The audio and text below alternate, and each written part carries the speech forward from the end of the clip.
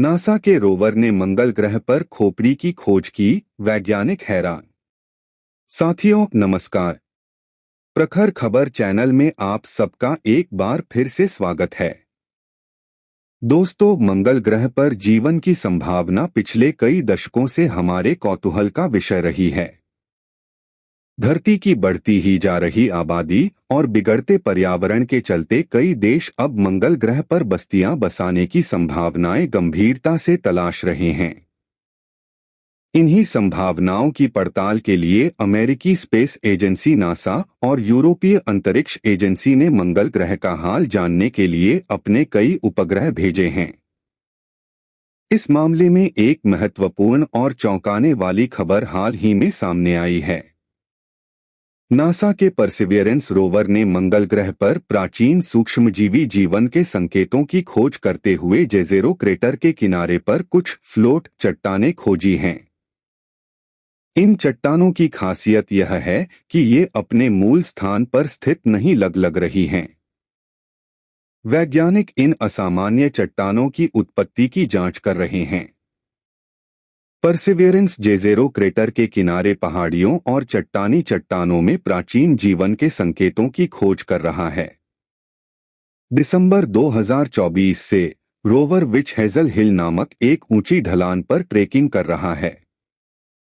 वैज्ञानिकों को उम्मीद है कि इससे मंगल की पिछली जलवायु के बारे में सुराग मिलेंगे।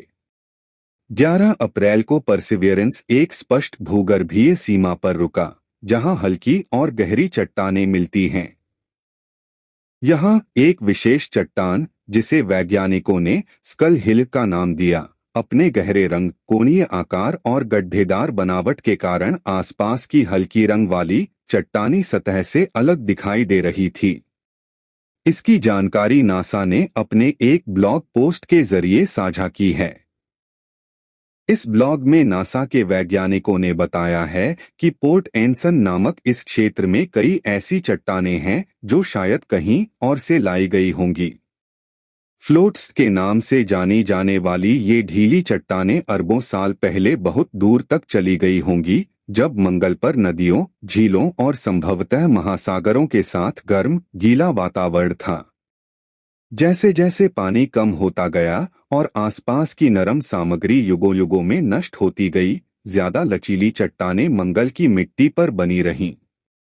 पोस्ट में कहा गया है, हमें पोर्ट एनसन क्षेत्र में कुछ गहरे रंग की तैरती हुई चट्टानें मिली हैं। टीम यह समझने की कोशिश कर रही है कि ये चट्टानें कहां से आईं और यहां कैसे पहुंचीं।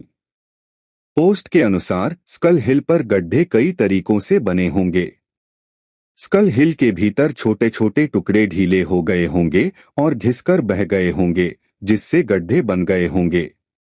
दूसरी संभावना यह है कि मंगल ग्रह की हवाएं, जो धूल और चट्टानों के छोटे छोटे कणों को ले जाती हैं, सैंडपेपर की तरह काम करती होंगी, धीरे धीरे चट्टानों की सतह को घिसती होंगी और गड्ढे बनाती होंगी। स्कल हिल और इसी तरह की चट्टानों का गहरा रंग यह संकेत दे सकता है कि वे उल्कापिंड हैं, लेकिन परसिवियरेंस के सुपरकैम उपकरण से उनके रासायनिक डेटा के हालिया विश्लेषण से पता चलता है कि उनकी संरचना एक सामान्य उल्कापिंड से मेल नहीं खाती है। एक संभावना यह जताई जा रही है कि ये गहरे रंग की चट्टानें ज्वालामुखी से निकली हुई हो सकती हैं। पृथ्वी और मंगल दोनों पर ओलिवाइन, पायरोक्सीन और बायोटाइट जैसे खनिजों को आग्नेय चट्टानों को उनका गहरा रंग देने के लिए जाना जाता है। अगर ये चट्टानें वास्तव में आग्नेय हैं, तो वे आसपास की ज्वालामुखीय चट्टान संरचनाओं से आई होंगी, जो नष्ट हो गईं, या वे किसी प्राकृतिक घटना के दौरान ज्वालामुखी की परतों से बाहर निकल आई होंगी। पोस्ट में कहा गया है कि हमारे लिए सौभाग्य की बात है कि रोवर में ऐसे उपकरण हैं जो मंगल ग्रह पर चट्टानों की रासायनिक संरचना को माप सकते हैं। इन गहरे रंग की चट्टानों की संरचना को समझने से टीम को इस अनोखी चट्टान की उत्पत्ति के बारे में समझने में मदद मिलेगी।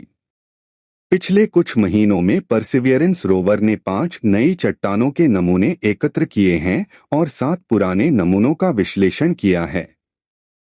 4 साल पहले मंगल ग्रह पर उतरने के बाद से रोबोट एक्सप्लोरर की वैज्ञानिक डेटा संग्रह की तेज प्रगति से नासा के वैज्ञानिक उत्साहित हैं और इस स्कल रॉक के मिलने से उनका उत्साह और भी बढ़ गया है। उन्हें उम्मीद है कि जल्द ही उन्हें धरती के पड़ोसी ग्रह के बारे में कोई महत्वपूर्ण जानकारी मिल सकती है। दोस्तों, आज बस इतना ही। ऐसी ही रोचक और जानकारी भरी खबरों के लिए चैनल प्रखर खबर को सब्सक्राइब कीजिए। साथ ही बेल आइकन को क्लिक करके नोटिफिकेशन को भी ऑन कर लीजिए ताकि हमारी लेटेस्ट खबरों की जानकारी आपको तुरंत मिल सके। आज बस इतना ही। वीडियो देखने के लिए आप सबका तहे दिल से शुक्रिया। नमस्कार।